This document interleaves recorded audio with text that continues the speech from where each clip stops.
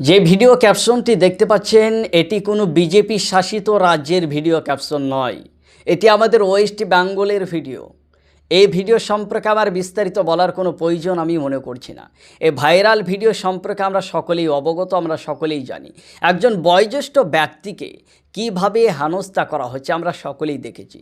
তা আমি বাংলার প্রত্যেকটা জনসাধারণকে বলতে চাই, জাতি ধর্ম নির্বিশেষে যারা এই জঘন্য কাজের সঙ্গে জড়িত তাদের বিরুদ্ধে আমরা সকলে ঐক্যবদ্ধ হয়ে আওয়াজ তুলি এবং বাংলা ওয়েস্ট বেঙ্গলের প্রশাসনকে আমি স্যালুট জানাই যে তারা অতি সক্রিয়ভাবে এর যে ভূমিকা রেখেছে এবং দুজনকে অ্যারেস্ট করেছে।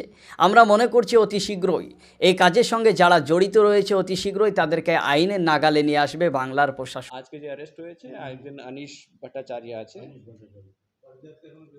পারিজাত বাড়িতে রেড হয়েছে, যেখানে যেখানে ওর হাইড আউট আছে সেখানে রেড হয়েছে। খুব শীঘ্রই আমরা অ্যারেস্ট করে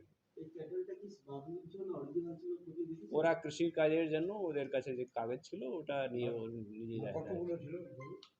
ও 4-5টা গরু ছিল, সেটাকে ওরা রিলিজ করায়, সেটা পুলিশ করে রিকভার করে।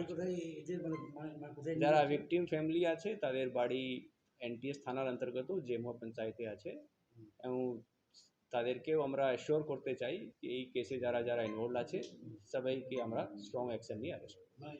যারা গরুটা নিয়ে যাচ্ছিল মানে গরুটা কোথায় নিয়ে যাচ্ছিল?